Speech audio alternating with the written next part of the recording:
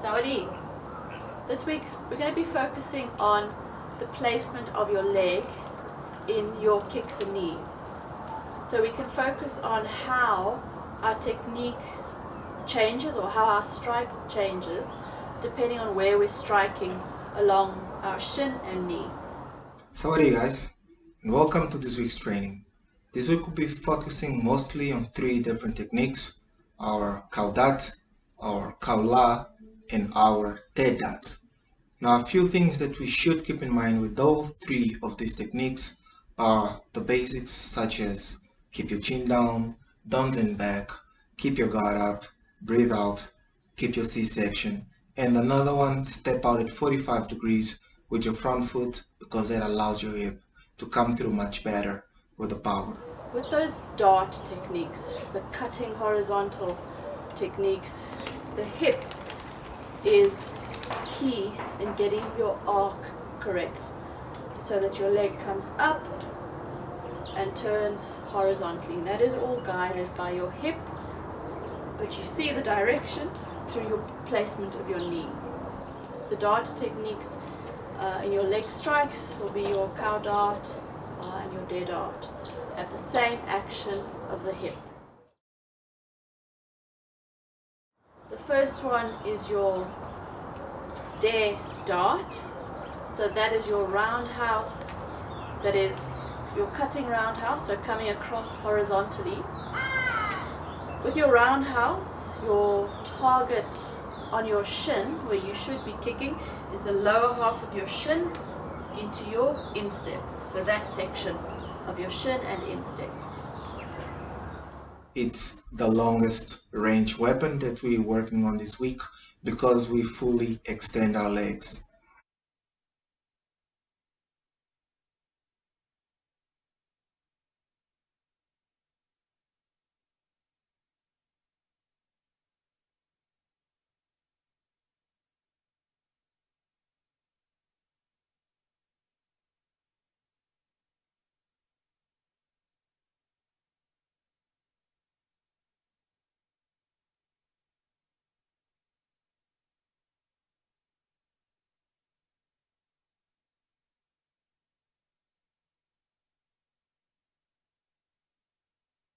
So the hip leg comes up with the knee first pointing up, turning onto the horizontal. To do that, you really need to open up your standing leg. For your other form of your roundhouse, your side angle roundhouse, you can get away with an angle of about 45 degrees in your foot because you're not putting as much turn into your hip. But with your dart techniques, you've really got to turn that foot to ensure that that hip can come through horizontally.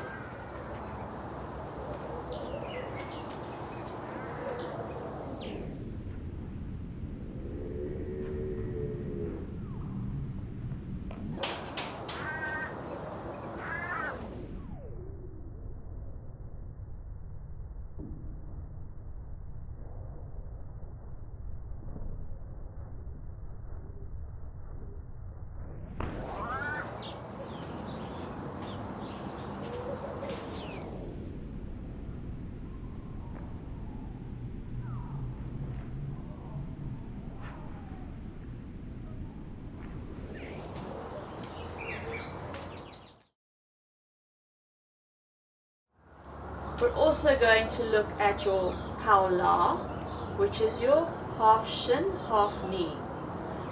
So in terms of your body, it's going to have the same action as your dtahd. However, your striking surface now has shifted. With the khao, with the half shin, half knee, you are connecting with the upper part of your shin and your knee. So that's half of your shin. A khao, unlike the khao dot, can be used in a bit of a longer range because we extend our legs a little bit more. It can be used in circumstances in which our opponent is moving away from the clinch, coming into a clinch. That means they're too far for a knee and they're too close for a kick. And also, as we're moving closer to our opponent, let's call it the first knee before we deliver our other shorter range knees.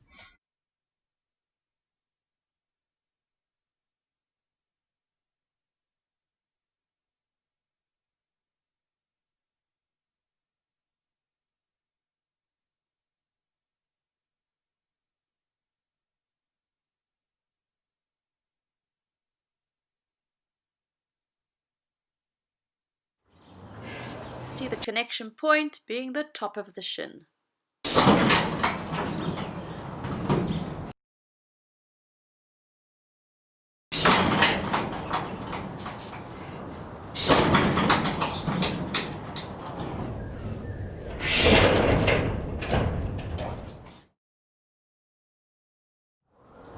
Then lastly, the khao dart.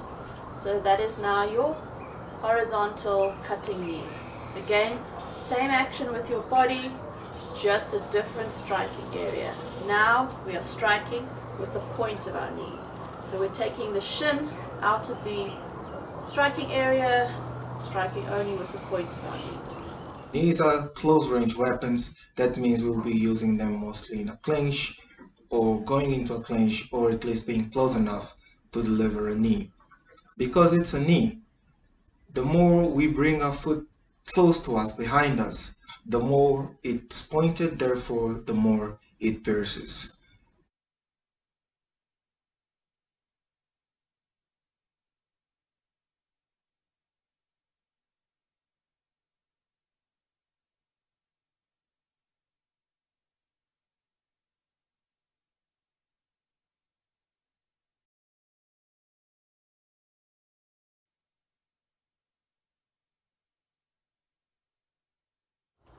So clearly, depending on where you strike, is going to affect your distance. Striking with the lower half of your shin and instep gives you a longer range, distance further from your opponent. Striking with the upper part of your shin and your knee brings you a little bit closer. Striking with the knee is your closest of those three techniques.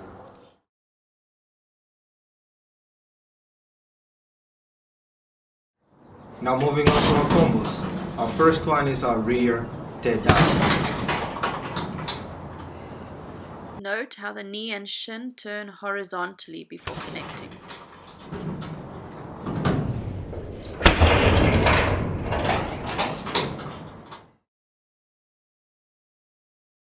Our second combo is our front dteh. If you're struggling with balance with the interchange, it helps to start simply by changing our stance or switching our stance and then making sure we balance there, and then we're just striking from the opposite stance with our back leg still. Again, note the horizontal knee and the hip turned right over to the horizontal.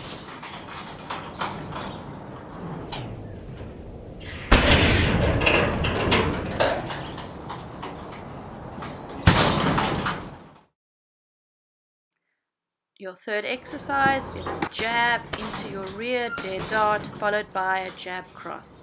So it's important that returning your rear roundhouse that you're well balanced enough to deliver your jab cross.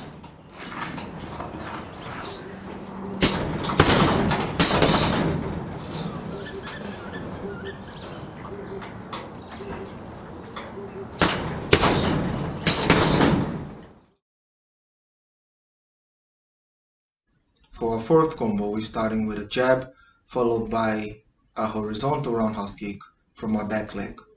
Because we're setting up a roundhouse kick, it helps if we step our front foot out at 45 degrees already as we jab.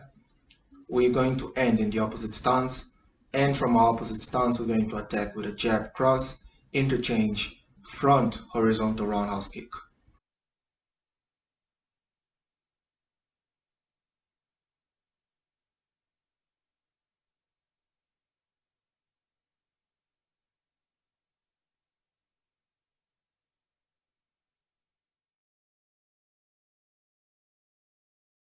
For our fifth combo, we're going to start again with a jab, followed by a dteh or roundhouse kick at 45 degrees, which is mostly aimed for the ribs. Now, because we're setting up a roundhouse kick, again, we can step our front foot out at 45 degrees as we jab. We're going to end in the opposite stance and set up for a second roundhouse kick, this time a horizontal roundhouse kick or dtahd in Thai.